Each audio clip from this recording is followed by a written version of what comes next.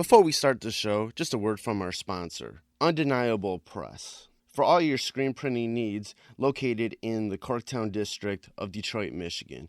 If you ever need any t-shirts or any other little promo accessories, posters, or whatnot printed up for you, go to Undeniable Press. They're located, once again, in the Corktown district of Detroit, Michigan, and you can reach them at facebook.com/undeniablepressdetroit.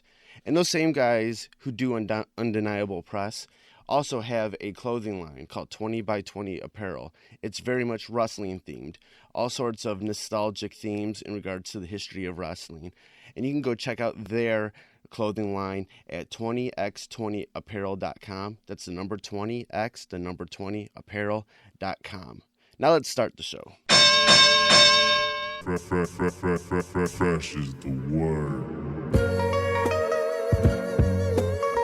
I'm Jim Duggan, got long wood for plenty hoes. I keep it fresher than fresh, but you already know. You suckers bummy, I'm money, I got a ton of flows. My weed loud like a motherfucking thunder roll. Your shit quiet like you ballin' on a budget though. We see your kicks and we laugh and yellin' what are those. You see me shining like a suit on puffy. You know my grindin' shit is too strong, buddy. That's why the dude call money. I be stuntin' like it's nothing at all. Cause it's nothing to me, it's probably something to y'all. Trying to smoke like me, then come and fuck with your dog. Got a closet full of kicks, you can't cop it them all. And I'm fresher than the freshest, you can tell it's in my essence. Bitch, you see the way I'm rapping, yes I do this shit to death. Until I'm running out of breath, or tell somebody cut a check. But either way you know it's fresh, and either way you know it's fresh. Fresh, we fresh. Fresh, fresh, fresh, goddammit, we fresh. Fresh, goddammit, we so damn fresh. Welcome to the Fresh is the Word podcast. I'm your host, Kelly K. Fresh Frazier. We are on episode 89, and this week's guest is author, speaker, and comic book writer B.J. Mendelson. He gained notoriety over his humorous yet engaging books, Social Media is Bullshit, and Privacy, and How to Get It Back. And you can pretty much take a guess about what those books are about. During our interview, we talked about his comic books, A National Story of Minor Significance, and Vengeance, Nevada, and the lessons that come with it about self-help and mental health. We also dive into the world of privacy and social media. We talk about connecting with your audience and also pro wrestling. So let's get into the interview with B.J. Mendelson. I was kind of going through all the stuff that you sent me, and what I would like to dive in first is this comic that you have coming out, A National Story of Minor Significance. Oh yeah, sure. This is like, as you say in the comic, it's like a memoir, wrapped around as a self-help comic. And it's really nice to like talk about things and then also have visuals that are very like matter of fact, it's just like, it's very literal. Like you went into your mind with that, what was the significance about like, what was your sort of idea about going and doing this comic? So I've been talking for a while about doing a book called Don't Be Evil, which was supposed to be like, so I'm an atheist. And so there's always this debate of, well, if you're an atheist, how are you supposed to live a good life? Like if you don't have religion in your life, how is it that you're supposed to be a good citizen? So I was writing this book called Don't Be Evil to answer that. And I was like, all right, but this is great, but it works better as a comic. I think it's funnier as a comic. I think it allows you to do a lot more. Like you mentioned, we literally go inside my head for the first issue. So I just felt like that allowed for me to play with things a bit better. And it was also a little more memorable. I think that people are going to read it and they'll walk away remembering stuff from it as opposed to, oh, that was a cool book. Then you won't remember what you read like 3 months from now. Yeah, after you kind of set up things, and one of the first things that you talk about is doubt, having self-doubt. Why was it so important to start with that? That was the thing that I've heard the most since Social Media is Bullshit came out. When that book came out, I was on the road, traveled all over the world, gave presentations, and I kept hearing over and over again, I got this great idea, but I don't know if I'm the person to do it. And I've heard that in Russia, I heard that in Louisiana, I heard that in Los Angeles and in London. So clearly, like it's not restricted to just us. It's something that's globally, like it's a very human thing to have doubt about the things you want to do, the things you want to work on. So that's why that was the first thing out of the gate that I took on. When you kind of hear, those self-doubts coming from, even whether it's just yourself or coming from other creatives, what's the answer to that? What sort of advice would you give to other people? Well, if you don't do it, no one else will. Or more likely, you'll see a shittier version of the thing that you want to do, which is what happens more often than not. Like suddenly someone had that idea, which is the same idea I had, but it was just crappy. Like it was just bad. So if you don't do it, someone will do it or do a shittier version is generally what I tell people. Right. And there was something else in this comic that you touched on, and it's about having that 10-year plan. Right. Why do you believe in that so much? I think 5 is too short. I used to tell people it was 5 years, but I found that 5 years really goes by in a blink of an eye. But after 10, I also found that people get antsy. Like people get complacent, they get bored, and they don't know what to do with themselves. And you just see a lot of boredom that happens at like that decade mark. So it's like, all right, well, how long do you have a plan for 10 years? And after 10 years, your life is probably going to be completely different anyway. And I'll give you a great example. This past Friday, June 7th, was the 10-year anniversary of when I first got married. So if you look at my life in 2018 versus my life in 2008, it's completely different. Right. There is nothing that's even remotely the same from that time. So 10 years is like like a mini lifetime, and a lot can happen. So that's why I settled on a number. In this comic, you were saying that you never dreamed about making some sort of funny marketing book or Yeah. whatever. That you always wanted to be like someone like George Carlin. When you're kind of like setting up those like 10-year plans, how much wiggle room do you have to put in there for adjustments? I think there's a lot. I think there's a lot of room to adjust. It's more like saying to yourself, okay, if it takes, like, let's say it takes 3 years to write a book, research a book, and get it published. So you know that that's your first 3 year chunk. And then you also know, all right, well, if you want to be on TV, that's going to take about a year to establish your credibility. So you have like those things that anchor. Like I know within the 10 years, I'm going to do this 3 year chunk on the book, but you can certainly move that 3 year chunk up a little bit or back a little bit, or do what I did here, where I was like, all right, the next book is going to be Don't Be Evil. Oh shit, it works better as a comic. So it's more like having those big tent poles to work towards than it is, day one, I have to do X, Y, and Z. Day two, I have to do X, Y, and Z. How open-minded do you have to be to sort of make sure that you can be flexible? Because there's some people that get a little headstrong about their plans and then they never get to them. Well, I mean, the example I always tell people is I almost died in the middle of like a 10-year plan. I had a heart attack, I had like massive heart surgery, and so flexibility is important.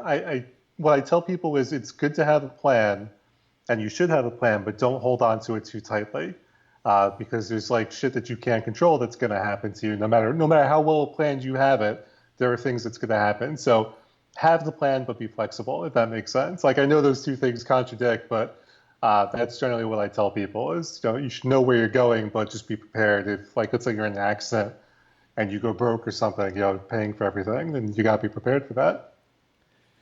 Yeah, when you have when you have a comic like A National Story of Minor Significance, it's very much humorous, but you're talking about some serious shit. Sure. There's definitely this past week there's been a lot in the headlines with these big name suicides that have been going on. Right. There's a lot more talk about getting rid of the stigma behind mental health. How important is it to sort of, bring humor into this subject to make it sort of easier to digest and make it much more easier to talk about? I think it's very important. I think that it doesn't really matter what the topic is. People generally get uncomfortable when you talk about serious things, whatever serious might be to the people listening to this, like politics, religion, self-care, mental health, those are guns or things like that are like serious issues. And so I think being able to approach it from a funny perspective sort of disarms people and lets you talk about it in a way that's not seen as aggressive or not seen as you're taking this firm line in the sand and fuck you if you disagree with me. Whereas if you're joking about it, it's like, oh, all right, well, this is funny. We could talk about it. And I think with this comic, you also sort of just open up about a few things that like people don't necessarily feel comfortable to talk about themselves, like having, like you call it, the sex closet, just all those like weird, all those, sexual thoughts that, all of us do have, it's normal, but people don't like to talk about it. And, what do you do with all of that stuff? And what do you do with all those people from your past that you were in relationships that you're still thinking about, So I'm glad you sort of touched on those things in the comic. Yeah, I really tried to do a lot. I mean, I did a lot of research for Don't Be Evil before it became a comic book. There was a lot of work on just people and self-help and psychology. And so what I found is there's certain universal themes of things that regardless of who you are and where you're from, that we all sort of deal with and struggle with. And so I really tried my best to make it so that you could pick up a book and be like, oh, I got that thought too. And so the sex closet is definitely one of those things where it's like, all right, well, I certainly had a good experience with this one person, and I'm going to hold on to that. I mean, we all do it. So that was really why, or that's really what the approach was for the book. When you were doing all that research for it, what were some things that you learned that maybe you didn't know about, and what were some things you learned where you're like, oh yeah, I went through that, but I just didn't understand? Yeah, for a lot of it, for me, there's a book called Adult Children of Alcoholics. So there was a lot of stuff where, as I was reading it, I was like, "Oh, that's totally me." Like that's they talk about like the children. One of them will be a clown, and one of them will become a caretaker. And I was reading about the clown. And I was like, "Oh, this is like me to a T." All the little things I've thought and felt, I just never knew how to define it, came from that book. So like that was a big thing. And then the other thing is just repetition. Like you really can program your brain, but you gotta stick with it. And the biggest thing is that people don't stick with it. Like they'll try something and be like, "This is hard," and then they'll give up and they'll walk away. It's like podcasting. Like it takes a solid year of just sucking at podcasting to get really good at it before you're really comfortable doing the show. And all you need to do is look at the list of comics podcasters, and I'd say at least a quarter of them, they start out real strong. They start out for like 3 months and then they just drop off the map because they don't stay consistent about it. And so consistency was a big thing that came up over and over again. If you have OCD like I do, there are these things that you can do, but you have to be consistent at doing it. Otherwise, you're just back to square one. Previously, you kind of gained some notoriety from some of the books that you written. You had The End of Privacy, then you had Social Media's Bullshit.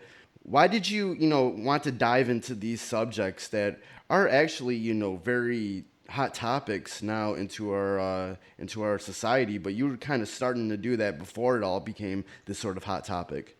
Yeah. So it came out of work, right? So like Social Media's Bullshit and the privacy book came out of working with tech companies, working with advertising agencies, and watching all the like strange and bizarre bullshitty things that they were doing to justify getting like $250,000 a month from the brands that they were working with. So and so the psychology stuff also kind of came out of that, where it was like, all right, you need to be very good at working with and understanding people to do marketing.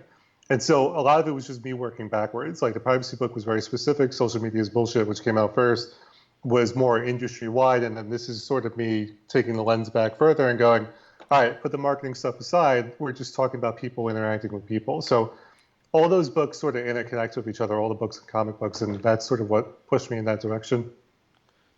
You've toured, you've been on TV in regards to these books. What is mostly the topics or the questions that are posed to you in regards to what you've talked about in these books? Yeah, social media, where is it going? I get that a lot, which reminds me of like an old George Carlin joke, because he was doing an interview and they were like, "What's the one thing that you get asked all the time?" He's like, "Comedy, and where is it going?" And he's like, "I don't know. I saw it waiting for the 2:15 bus." It's like one of those strange questions that you get asked. So I get asked that a lot, like, "Where's it all going?" I get asked a lot about like the implication of politics in social media, and I keep saying over and over again, it's not as dramatic as we think. And even though all the evidence is there to back me up, I still get that question over and over again of like, how important do you think social media was in the 2000 election or the 2016 election or the 2012 election? And it's like, it's really not what you guys think it is. But yeah, those are the things that generally come up a lot. And like, people don't ask that because they're ignorant. They ask that because it makes for a good narrative that people understand. Sort of like that, yeah, the idea you just said about it's not as dramatic. Do you think just in this sort of, in our age of social media and the internet, so much, things are being processed, thrown out. Do you feel like a lot of things just get blown out of proportion just for newsworthy clips? Oh yeah. So how do I answer this? How do I give you like a brief answer? So there's a section in the book in Social Media is Bullshit that deals with like the economics of the media today.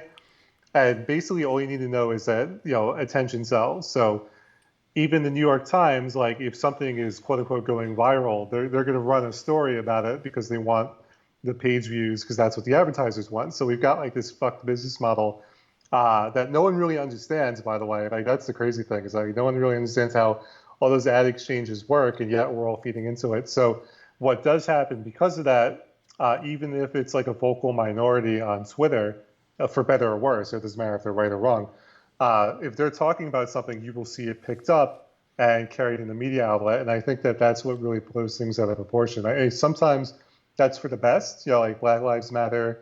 A lot of the stuff with the LGBT comic community are things that you wouldn't have otherwise heard about, Right. if not for social media. So there's some good that comes out of it, but then there's like some bad, right? So then you got like the Gamergate or whatever was happening just recently. I think they were calling it Comicsgate, which was also like this thing that it was blown out of proportion because it made for a great story. So yeah, for better or worse, that's sort of how the media industry works, and for that reason, things get blown up. There's a lot of talk, how like they say like technology and social media sort of is killing our patience, and we're addicted to these social media networks. But there's also been studies where saying that maybe that's blown out of proportion a little bit, because if you actually look at the time that people are on social media, it really isn't that different to like our previous generation watching TV or doing something else. Do you feel like that sort of narrative that like social media is distracting us too much is a bit blown out of proportion? Yeah, it sort of reminds me of, so I just turned 35, so I'm a child in the 90s. So it reminds me of when Mortal Kombat first came out. Right. And people were losing their shit and saying, oh my God, violent video games are corrupting our youth and making them evil. And before that, it was heavy metal and rap music. And Right. like there's always been like X is bad. Let's talk about whatever X is throughout American history. That goes back to after the Civil War. Where there was like this big religious movement to basically like reinvent ourselves and make ourselves better. And so ever since then, we were like, all right, well, let's blame something because we're not where we want to be. So back then it was like alcohol are the things that they wanted to, and which is crazy because I think that these things are excuses to not actually solve the problems. Like for all the talk they had in the 1890s about alcohol being bad for you, no one stopped and talked about racism being bad. Right. Like that wasn't the conversation that they had. They were like, oh no, it's okay to be racist, but alcohol is really bad. So that to me is just, like social media is bad for people. It's the same shit. It's just recycled like over 100 years later. And do you think with like sort of the way social media is in regards to things like mental health, do you feel like what's the effect of that? Because there's a lot of people who sort of take onto this mental health narrative and then sort of use it as an armor to themselves and sort of want everybody else to like, change their ways. They'll be like, I'm depressed, so you have to change for me. How does social media sort of work into that? It's sort of like this obnoxious entitlement, and it's not a generational thing. A lot of people like to blame, my generation, the millennials and Gen Z, for being, but it's really just there's a lot of entitlement on the internet of X makes me feel sad, therefore you should feel sad about it, or like my least favorite term is problematic. Right. It's like, yeah, because now everything is problematic. Like, and it's sort of like, okay, well, yes, there's good and bad to everything. Like, if you really want to dig deep enough, Ezra Pound was a notorious anti-Semite. That doesn't make his writing any less beautiful; it just makes him an asshole. Like you have to be able to separate. Same with H.L. Mencken and H.P. Lovecraft. H.P. Lovecraft was definitely kind of racist, but what I'm getting at is that there's good and bad with everything. And so the problem with the internet is now if a group of people don't like something, therefore you can't like it, and they are empowered by the media looking for page views and attention, and it sort of gets blown out of proportion. I don't look at things that way at all. I think that it's sort of the same deal with marketing where everybody's different. And that's sort of the same deal with like, I can't give you marketing advice that's going to work for the next person listening to this because there's so many factors that are completely different for each person. All I can do is tell you what worked for me or what makes me upset or what makes me happy. And hopefully you take something from that. So maybe you go, you know what, Ezra Pound really is an asshole. The next time I read something from him, I'm not gonna look at it the same way. But I'm not saying to you, you can't enjoy his stuff. So yeah, I do think like there's like this entitlement that goes on where if someone feels one way, then you have to feel that way, and then if you're not, then they shun you from the group, and that happens both for conservatives and liberals. So like that's not a either or thing; it's for both. That's not going to go away anytime soon, as long as the media, as long as the algorithms award rapid attention and lots of clicks and page views. These days, how can people use social media to their benefit? Especially when we're having these, crazy algorithms that are going on, and then you got to pay money if you actually want to see, Right. Your stuff to be seen more. They've definitely like grabbed a hold of us, and then they're like, oh, now you got to pay now for stuff like that. How can people use the social media to their benefit without being sort of stranglehold by what they're trying to do to us? So I'll give like a comics related answer. Like for example, if you put the word happy birthday or congratulations into Facebook, your post is more likely to be seen by your friends and your connections because the algorithm knows happy birthday, congratulations are these big things to look for. If you put in the word Kickstarter or any sort of outbound link, like it knows to flag that link and not show people because they don't want them leaving the platform. So the trick is really to get off of the social platforms and keep them for like, it's okay to have them for reach out. Like I use it for reach out all the time. Like if you are trying to reach out to a journalist in America, at least, there's nothing better than Twitter because they're all addicted to it. So that's a good use case for social media. But what you want to do is once you've already got that customer through the door or once you've already made that connection, is you get their email or do what I do where I give out my phone number on my website. And that's how I stay in touch with people. I say, just text me. And I'll let you know if you want to know if I got something going on. I'll send you a text because I know 99% of texts sent are read. There's no algorithm that's going to stop my text from not getting to you. So you just have to understand that, like, with any of the social media platforms, it's not in their interest to reward you or show the thing that you're working on. It's in their interest to keep people on the system. So it's okay for some things, but definitely you want to pull that customer into somewhere else that you have control over. Yeah, like I come from like a music scene background, a music journalism background, and yeah, I'm 37 now, so like I grew up like 80s and 90s music scenes, paying attention to them, 2000s, and I feel like to a certain extent, because of all of that, we also have to kind of go back to like the days of flyering and doing those sort of hand-to-hand sort of promotions again, when people kind of got away from that for a little while because of the internet and because the internet was a bit more freer for a while. Yeah, it's funny. I saw it just today. I think it was on Business Insider. Don't hold me to that, but they were talking about the advertisers pulling money away from Facebook and putting money back into like radio ads. Like radio never went away, man. Like they just got caught up in this hype around the social media platforms and started dumping their money into it. So yeah, the flyers work. Hand-to-hand stuff still works. Word of mouth. Jonah Berger put out a book called Contagious, and he points out that 97% of offline marketing occurs through word of mouth. And that's just people, that's like Metallica when they first got their start. It was by handing out cassette tapes. Right. That had them doing covers. And that's how Metallica got its start. People are like, oh, this is really fucking good. That stuff never went away. We just stopped talking about it. So yeah, I mean, I think that's look, I booked a lot of concerts in the early 2000s. I booked 54 of them, and I did use MySpace back when it worked because all these. The trick is like, what if you get on a social platform early enough, it will probably work for about 6 months to a year. And then once everyone finds out about it, it won't work anymore. Because it's not that you're doing anything wrong, it's just the network is so big Yeah. that it becomes useless. But the thing that we did that really drove people to those shows was handing out flyers and just having the bands promote it, and having me go out and do radio ads. The radio ads worked every single time. So it's like the old school stuff is what I'm getting at. That's really like still very effective. Right, yeah. During those sort of prime years of MySpace, the way they had everything set up for music was so awesome. Yeah. Because you could go down to your locale and see the other bands in your area that were also getting the most hits on there, and then you could reach out to them, and then you could collaborate. It Right. was something that was so unique to that time, and it was actually so useful and helped a lot of bands, get on together.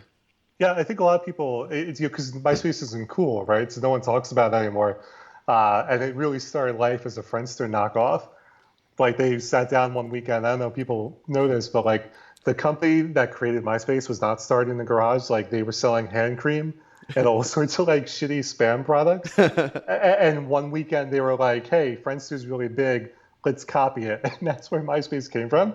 Was they just ripped it off, and then they went and got like Tila Tequila and all the popular people from Friendster to come over to MySpace.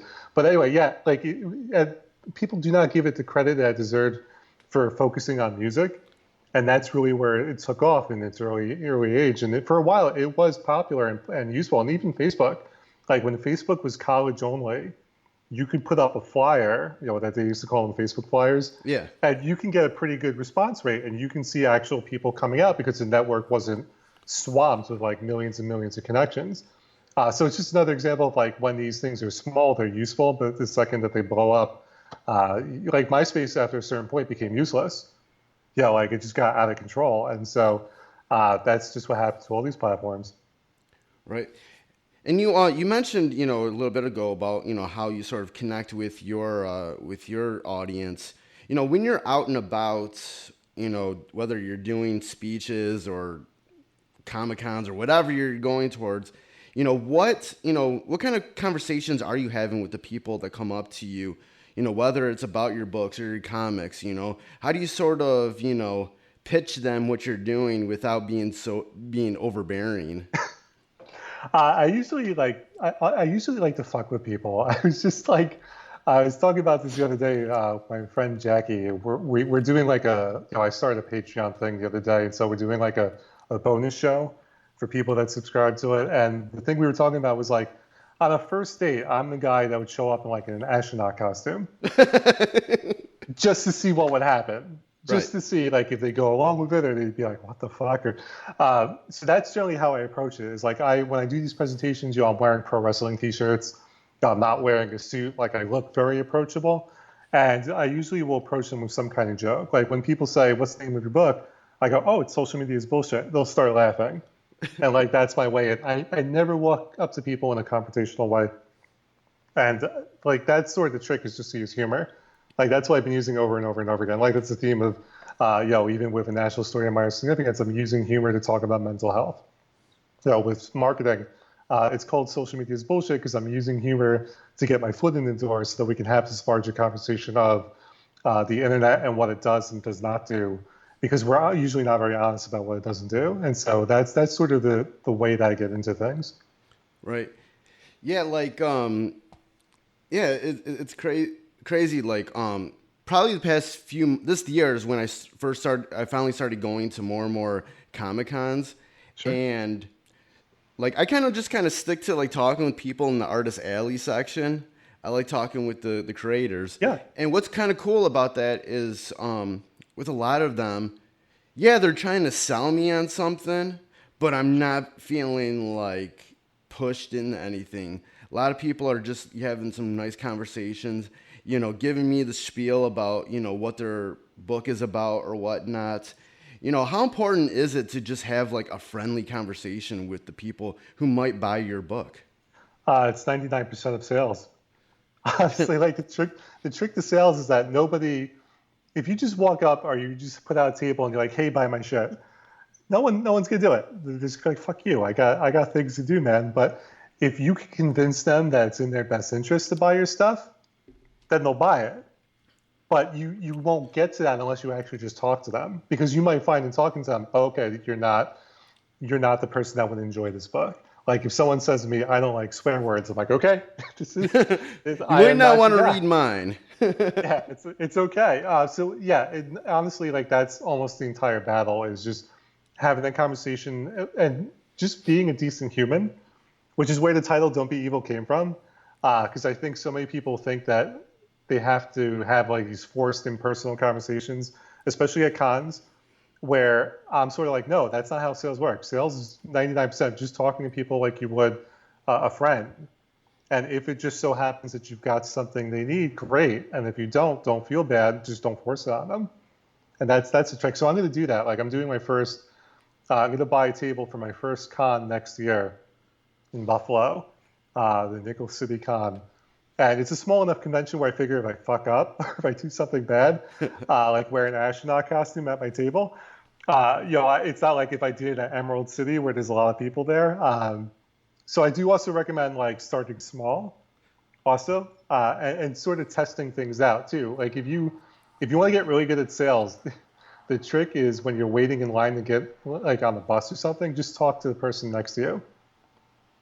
Right, I've heard that a lot lately in some of the other podcasts that I've been Yep. listening to. That if you're like really bad at like small talk, just practice on people like that you see like in your when you're Yeah. doing your regular shit during the day. You know, Because you'll never see those people again. So, right? so if they're like, God, that guy's a dick, like it's not gonna matter, right? Because you'll never see him again. That's like my thing is I make faces at people on the subway. Uh, like I wait until the door is closing and I know that they're not getting in. Right. And as soon as it seals, I'll go like, like I'll just fuck with them and make a face. And the reason why I do it is usually they laugh, but also because you will never see those people again. And it's sort of the same deal with like if you are uncomfortable talking to people. Most people are. Right? Most people really are uncomfortable talking to strangers. Just test it out and try it out over and over again so you get good. Right. Now let's talk about this other comic that you have. It's Sure. Vengeance Nevada. What's the story behind Yeah. that? So Vengeance Nevada came out of a couple places. The first is that I'm a big Ghost Rider fan, but I always thought until recently anyway, Ghost Rider was really boring. And the example I always give of like creative teams not knowing what to do with Ghost Rider because he was too powerful is during the Infinity Gauntlet. Like the Infinity Gauntlet came out at the height of Ghost Rider's popularity because he was really huge in the early 90s along with the other anti-heroes. And Ghost Rider is nowhere to be found. Like in the Infinity Gauntlet, he is nowhere to be found in that entire 6-issue crossover. I don't even think he's in Infinity War. Don't hold me to that, but I don't think that he is. And that just sort of shows you that they had no idea what to do with his character because he was cool looking, but he was too powerful. Yeah, And I've heard other people say that we're yeah, like Ghost Rider. He looks cool, but no one's really done a lot with him that's actually cool. yeah, it's because he's too powerful. Like it's you have literally someone that was empowered by Satan, right, to go and do things. So it probably doesn't get much more powerful than that within the Marvel universe, except for maybe like Galactus or something, and even then. So I think it puts people in a corner. And so I was like, all right, well, how do you make Ghost Rider interesting? One, we'll make it a woman. Two, we'll make him the villain because I think that Ghost Rider is better when he's up against something as opposed to just being a protagonist. Like just following Ghost Rider around is not interesting, but following Ghost Rider if he's on the defensive because there's like these groups that are after him and they want something makes for an interesting story and makes it kind of compelling. And then three, making a miniseries because I think Ghost Rider is not like a character that lends itself to an ongoing series. So I was like, all right, that's what we're going to do. And so that's what led to Vengeance Nevada. And then the second thing was I'm a big fan of the Venture Brothers. And I almost died between seasons. Like I was in the hospital when season 5 came on. I was like, you know what? By the time this comes back, I'll probably be dead. So I was like, all right, I want something with a big cast of characters that's fun, that's got this mythology, but it also can be kind of serious. And so that's what Vengeance Nevada is. It's really a mashup of like Ghost Rider and the Venture Brothers, and just seeing if I can make the character interesting. Right. Yeah. I was checking out the issue that you sent me, and it was kind of funny. Like, there's all this action going around, but like the dialogue was about some like normal stuff about kids. Yeah, yeah. And I wanted characters that just talk to my. So my problem with a lot of the big two comics right now There's a lot of hand holding. Like there's a lot of explaining everything, which I don't think is always necessary. And then there's also just a lot of bad dialogue. Like right now, I'm a big. I really enjoy the new Avengers series, but I don't enjoy that like Ghost Rider's written like Spider-Man. Like he's very jokey, and it's like all right, but that's Spider-Man. That's not Ghost Rider. And so I wanted characters that sort of just talk like normal people and don't talk like a stock superhero kind of character. And so it's important. I think it was important for them to just be talking to each other and then contrast that with other stuff that was going on. Right, yeah, because when I first started reading it, I'm like, I had to go back and start over again because I was like, oh, what's going on here? Like, it wasn't like Yeah. that, it wasn't that hand holding thing. It was just like, oh, there's like two different things going on at the same time, you know? So, like, the art is very much as important as the dialogue in this comic book. Yeah, I wanted something that you had to go back and look at a few times to really. So, like, the ending of the series is in the first issue.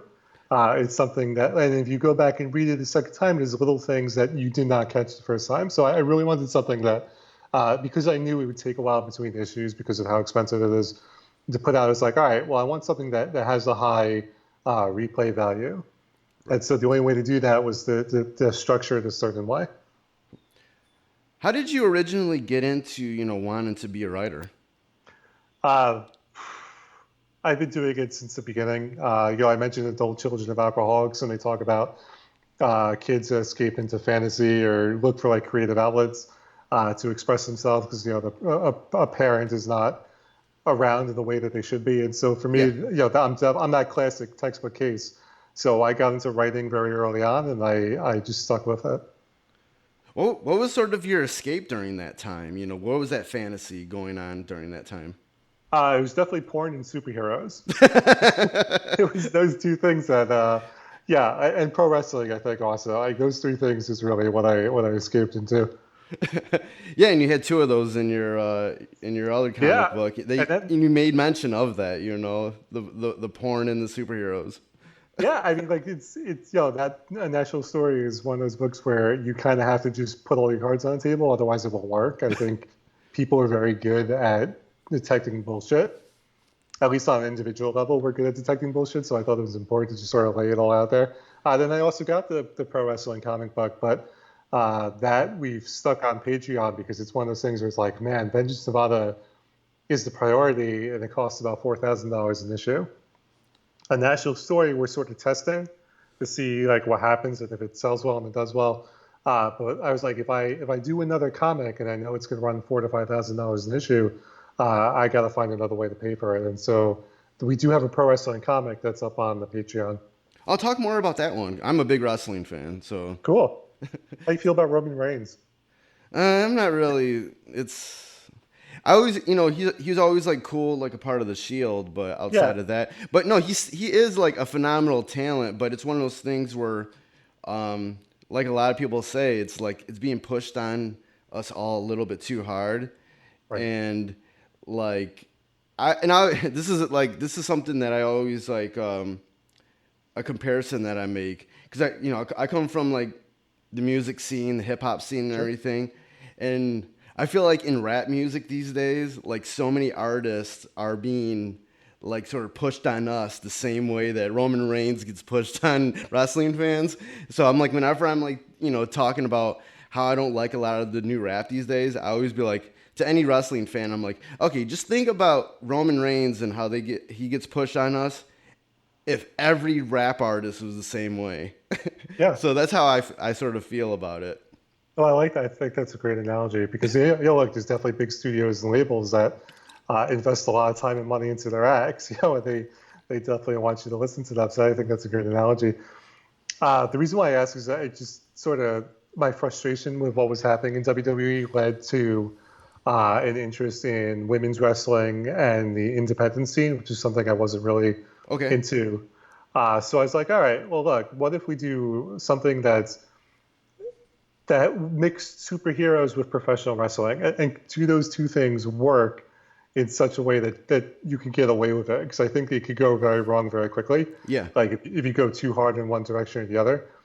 And so that's really what Jobbers is about. Is like it's about an independent women's wrestling organization that just so happens to be based in like post-apocalyptic New York.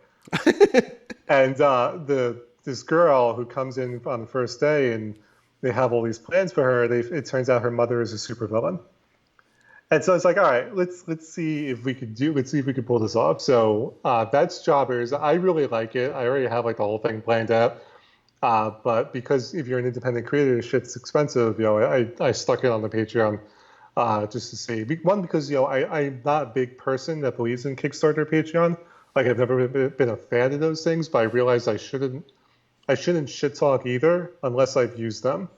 Right. Like I'm a big believer that if you're going to shit talk something, at least have the experience to be able to shit talk it. So that's my big experiment, like this summer and fall, is to put this pro wrestling superhero comic up on Patreon and see if it gets traction or not. And then if it doesn't, then I can at least talk about my experience in a way that's educated, as opposed to don't do that. Right.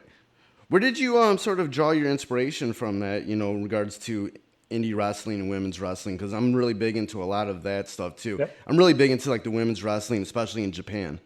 Yeah, so I saw a video a long time ago of Kana. Okay. Back before she joined NXT, I was like, she's pretty fucking cool. And I started reading about her, and then like Io Shirai, and they just changed her name now. Now she's in NXT. Oh, she's in NXT as Kairi Sane. She was Kairi Hojo. Yeah, Kairi Hojo. Yeah.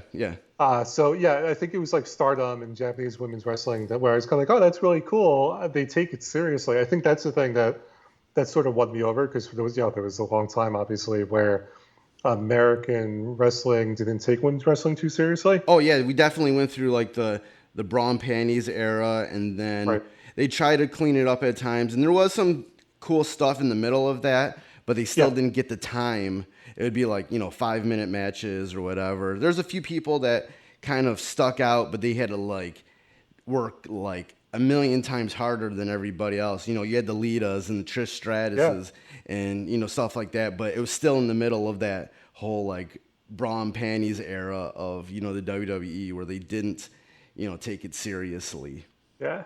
So that's what won me over with Japan. And then Gail Kim and Awesome Kong. Oh yeah, they had their series of matches over at Impact. They were also the highest rated Impact segments at certain points throughout the history of the show. Yeah, and with Impact, I always thought the Knockouts division in Impact was always pretty consistent, even while sort of WWE was still going through their Divas era, their Bra and Panties era. TNA was still had a consistent Knockouts division throughout all the years, even today, so that's always something. No matter what else went on through that company, the ups and downs, like they always had a really consistent Knockouts division. I think so, and I think like those are all things I drew inspiration from. I mean, even today you have characters right now like Rosemary and Su Yang who look like they came out of a comic book. Hell yeah, yeah. So the two of them are definitely like things that I was like, okay, well, one, cruiserweights went away for a while. That was the other thing. Yeah. And so I realized that women's wrestling was a lot like the cruiserweights. And so I really, I was a big fan of WCW growing up. And when WCW went away, all those things sort of came together. And I was like, indie wrestling, women's wrestling, those two things. It sort of filled that gap that I wasn't getting from Monday Night Raw and SmackDown. So that's really what drew me into it. All right, after like WCW went away, they had that great cruiserweight division, and recently on Eric Bischoff's podcast, he talks about a lot of that on 83 Weeks, about the cruiserweight division, and but yeah, after that went away, you had that time period in WWE where there were still like, it's the big guys, the big muscular guys, but then the sort of independents, had the smaller guys that were coming up, getting bigger. And then those guys, came to the WWE, and you had people like, Daniel Bryan and CM Punk, who were these smaller guys that they couldn't, the fans loved, and they couldn't deny that they're star power anymore. Yeah, I mean, Seth Rollins is a great example.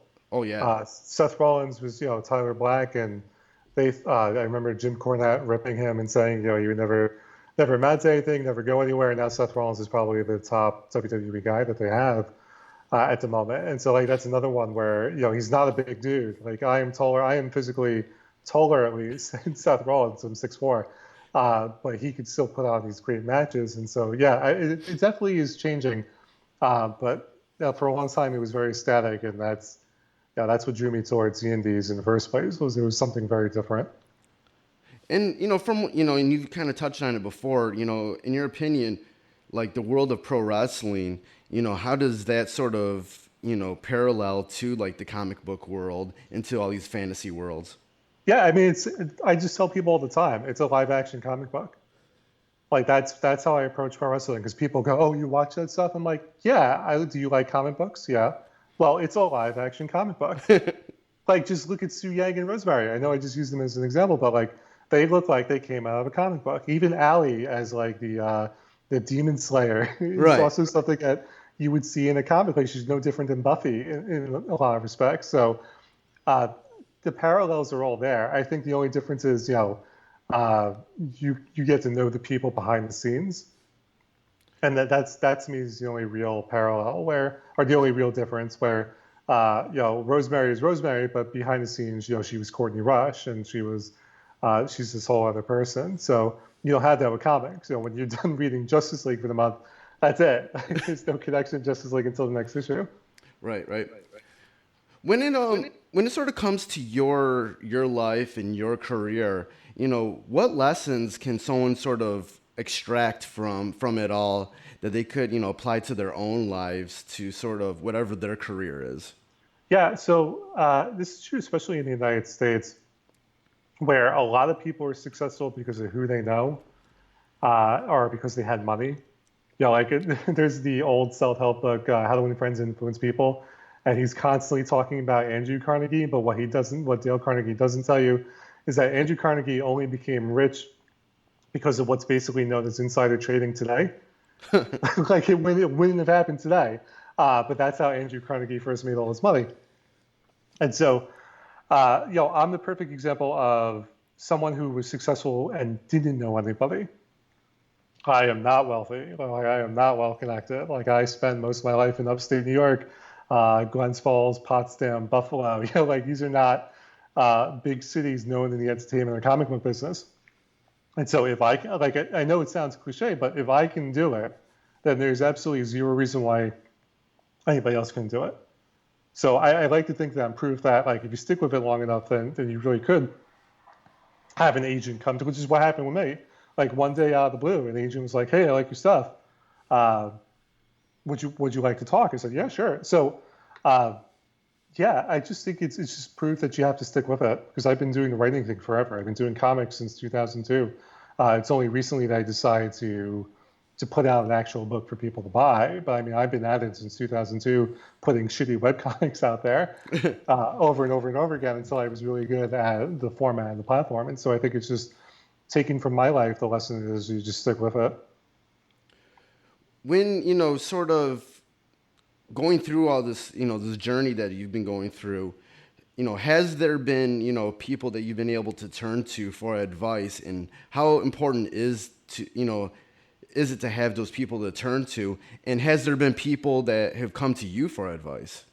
Yeah, it's definitely more people coming to me. There's maybe like I can count on one hand the number of people over the past, let's see, I've been at this since 1998.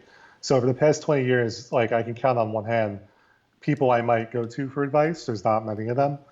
It's really more people coming to me for advice. I found that for me, I just read books. Like I'm constantly, like right now I have 6 books on my desk right now, in varying states of progress. And that's sort of how I got like downstairs. I have a bookcase of at least 17 books about how to write comics, how to publish comics. I have books on marketing. Like I have an entire stack. Like that's generally how I learn things, is just reading and reading and reading. And that's not for everybody. Like I think it's definitely good to have someone sort of guide you. I wish I had met my friend Phil, who was a successful CEO much, much earlier than I did in my life, because he's definitely someone I could pull advice from. But it's more people coming to me for advice, and I'm happy to give it because I really didn't have too many people to go to. Is there anything that you personally learned when people come to you for advice, from talking with them? Is there anything that you learned from them? Yeah, I always look for commonalities because it doesn't matter your background, race, religion, creative, like none of that stuff matters because what you find is over and over again, you keep hearing the same things. Like you hear these issues of doubt, or you hear these issues of I'm not well connected or I'm not wealthy, or so when I do talk to people, these things get reaffirmed so that when I do work on giving advice, I know the advice is going to be useful. And that's sort of important to me. Like I always want to make sure if I am going to give people advice, uh, like you talked about marketing being situational, which it is, but life advice is generally universal because we're all sort of regurgitating stuff from the Bible anyway. Even if you're an atheist like me, like you're still, working hard and showing up. Like that's all stuff from the Bible.